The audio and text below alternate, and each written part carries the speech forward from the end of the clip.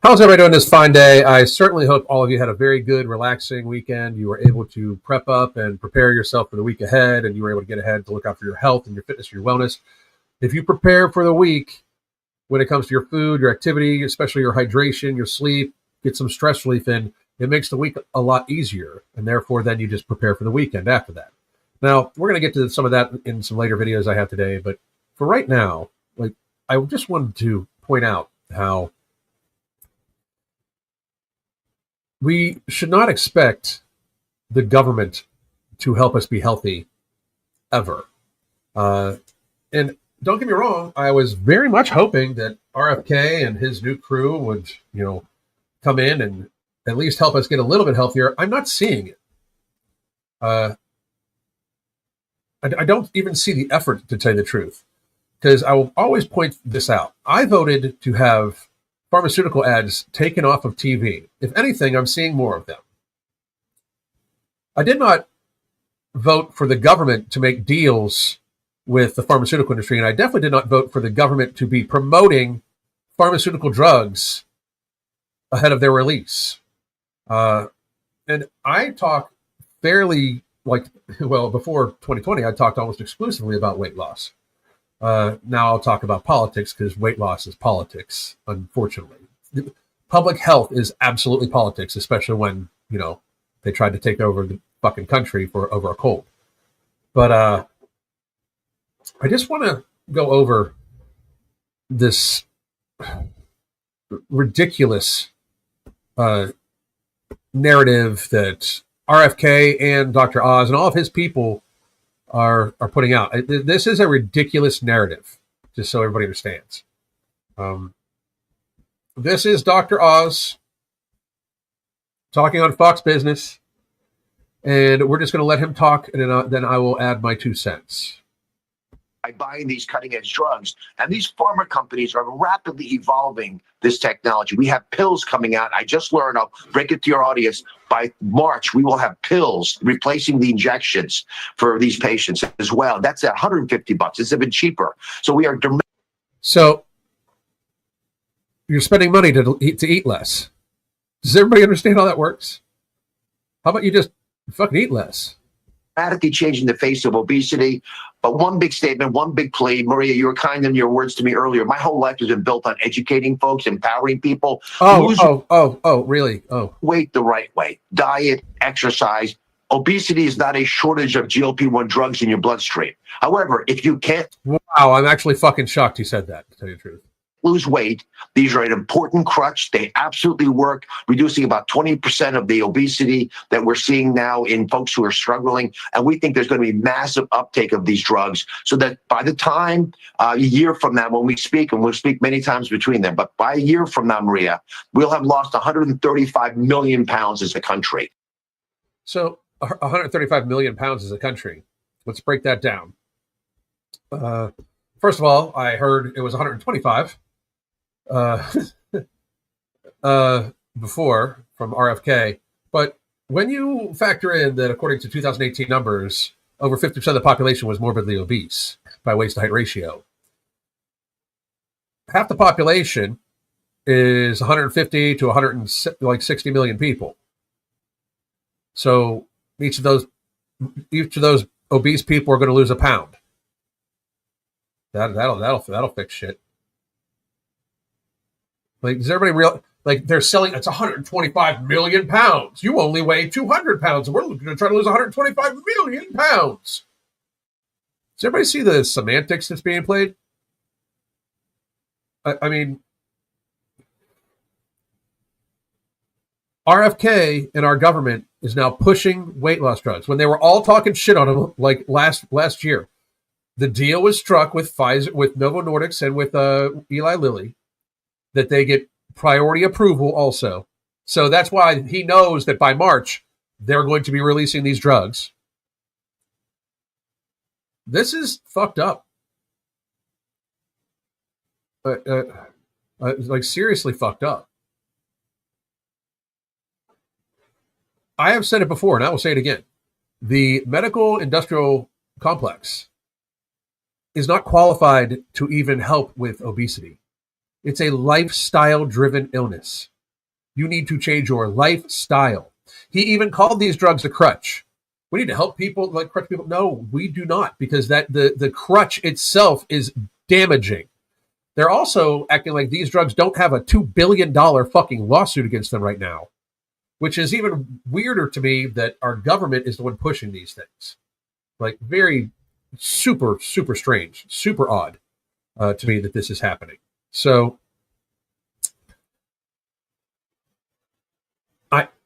I just want everybody to understand, like, I'm not against these drugs either. Like, I am very realistic about these drugs. These drugs are not a cure for obesity.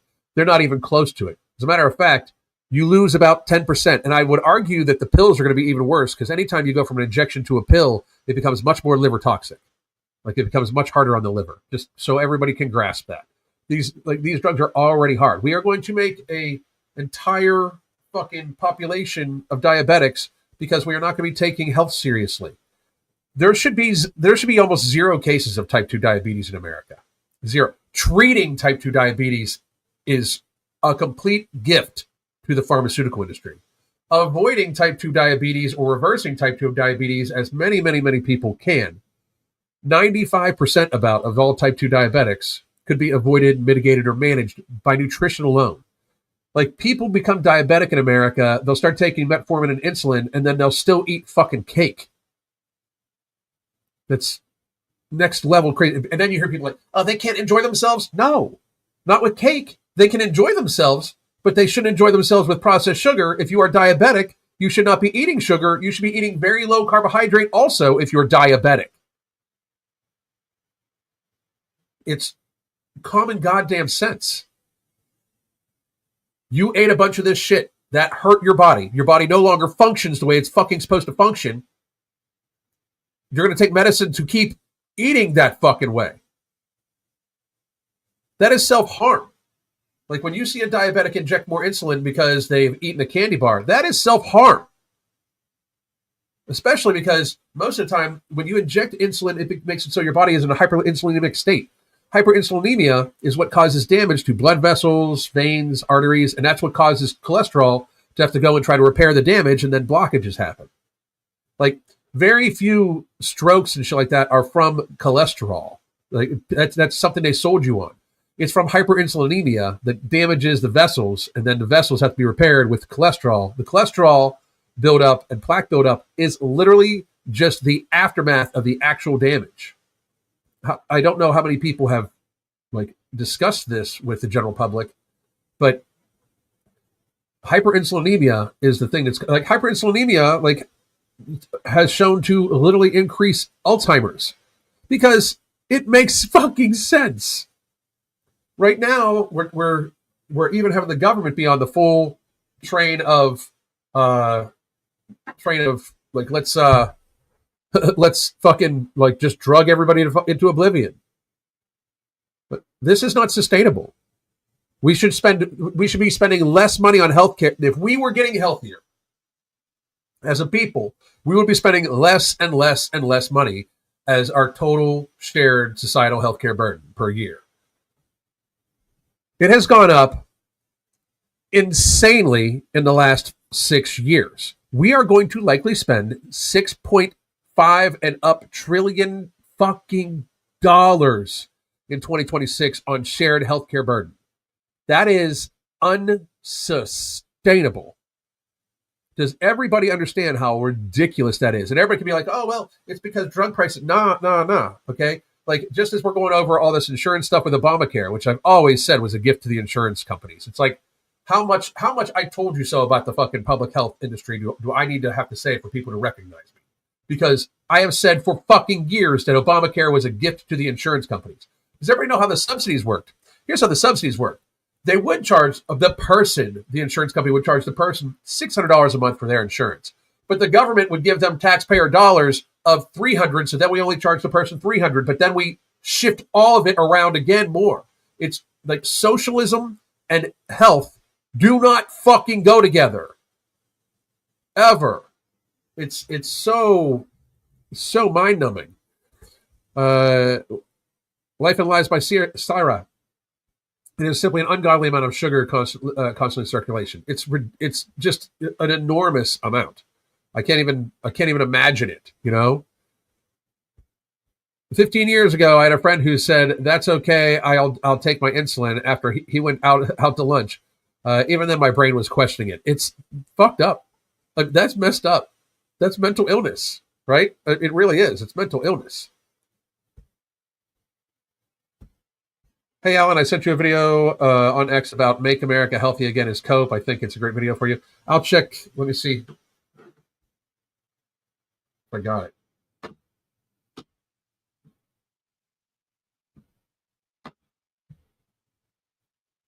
I don't see it, so please resend it.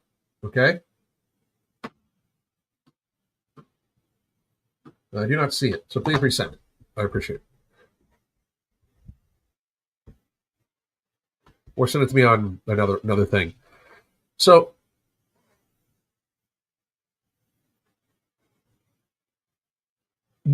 where was the shift, right? It went from we're going to ban all pharmaceutical ads to these drugs are great. We're going to help everybody lose 125 million pounds. Meanwhile, if you look at what we need to fucking actually lose in America, it's in the billions of pounds, to like, 125 million dollars. We'll make a big dent in obesity. No, the fuck you won't. 125 million pounds. That is every fat person taking a big shit that morning. That's it. 125 million pounds is not even fucking close to it. For reference, my wife and I have very likely helped people, just ourselves, lose over 100,000 pounds. Okay? I often say that as like a brag because it's just the fucking two of us. We figured all this shit on our own. We built our fucking systems. Go Hunger Free and Happy, the book and the methods and soon other stuff coming. We literally have built an entire service around this where we help people get a hold of their sleep, their stress relief, their hydration, proper, appropriate fitness level activity, mindful eating of your food, protocol to help keep your portion size in checks and teach you to eat slower, being able to track your cravings and your binges and your hunger. Like, these things help everybody out, right? But when they say we're going to help people lose 125 million pounds, everybody thinks that that's an enormous number. It's the same way, like, it is. These drugs have an incredible record. It's sustained weight loss and significant sustained weight loss of 10% over 4 fucking years. Over 4 years. That is not a good fucking record. It's just not. That is not a good record over 4 years. 10%. If you're a coach at 10%, you'd be fucking pissed. Like, what the fuck did I do wrong? No shit. Like, you would be wondering, like, how did we only lose 10%? Because in reality, that's not that much. If you're a 200-pound person, if you're a 200-pound woman, you are still morbidly obese. Like, that's the thing. You are still morbidly obese. I even said this a year ago. So we can get to it right now.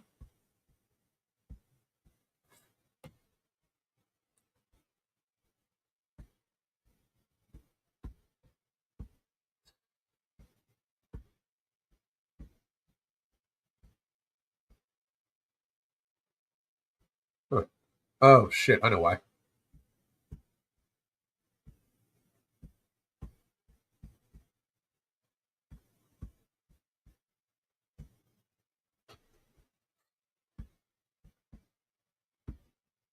Here it is. So this is from 4 years ago, or this is from last year, but this is a 4-year study of being on semaglutide. The big pharma brag is 10.2%. It's $60,000 fucking dollars spent. And by the way, when Dr. Oz says $150 for these pills, that's not what's actually, that's what's getting the person pays. I guarantee you it is going to be more through the insurance company. Like, that's our even our public officials, even the ones that we were looking to make America healthy again. You fucking lying sacks of shit, stealing my fucking phrase, by the way. 10% for a 300-pound person is 30 fucking pounds. You have cured nothing. Absolutely, you've cured nothing. As a matter of fact, I would argue that they're likely less healthy because they've lost 10% of their body mass. They're 270 pounds. They now have to take this drug for a fucking unforeseen amount of time, deal with all the side effects, and they don't know what the long-term effects of being on these drugs are, because these drugs have not been around long enough to know. So putting everybody on a medication that is meant to be taken long-term, that we do not have any long-term testing on for safety, is fucking stupid. It is stupid, especially one, and this is why I can't seem to understand it, especially one that comes with such deleterious side effects. I mean, it's insane to me, like how this is a thing, right? I don't get it. I don't understand how people think that they should be on drugs that have such ridiculously harsh side effects at the very beginning. It is one more time, like people are like, oh, I got used to the side effects.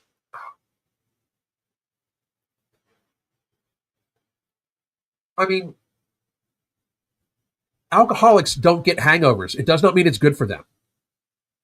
You know, like, get there faster, people. Get there faster. So fucking insane. I saw the video. Thank you very much. You know what? We might have time. Let's go do it.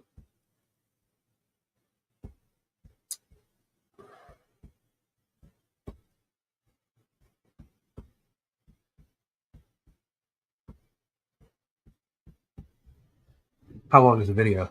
The thing. Oh, it's an hour. It's an hour. But I will look over it. Oh, he looks like a winner. We might do this later in the day.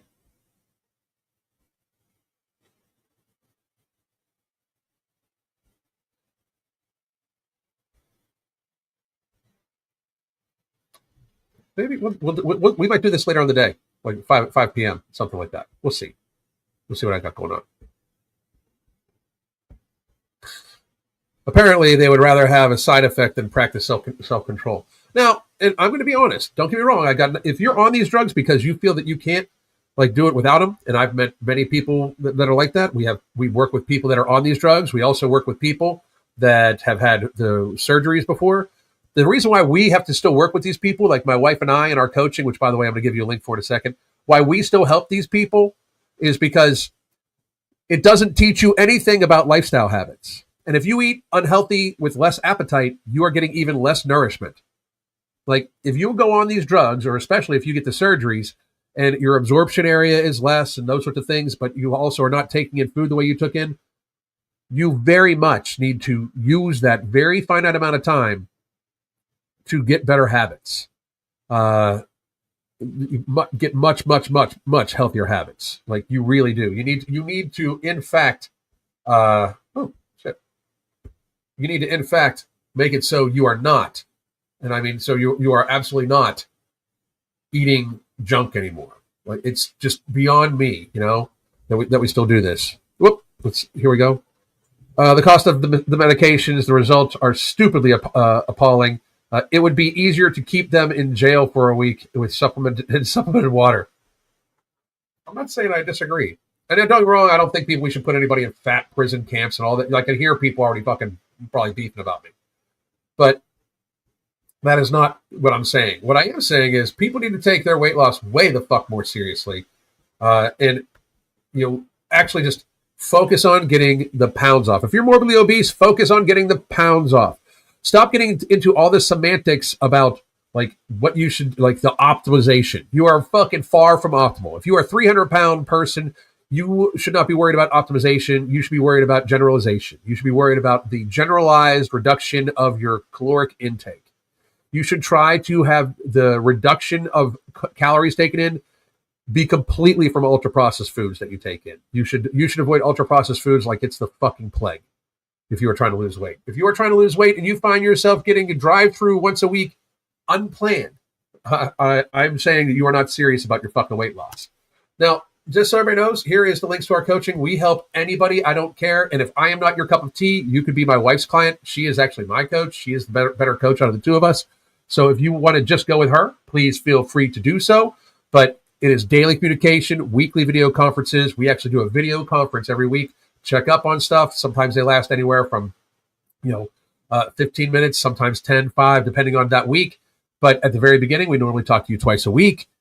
And we focus on satiation, satisfaction, appropriate fitness level activity. We make sure that the person is satiated and satisfied. If you are not satiated and satisfied, meaning you are not with minimalized hunger, like the book is Hunger Free and Happy, but you're going to be hungry occasionally in your life.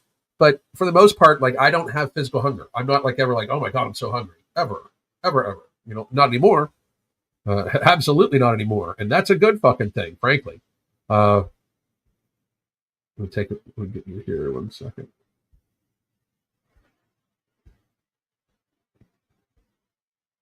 Where'd it go?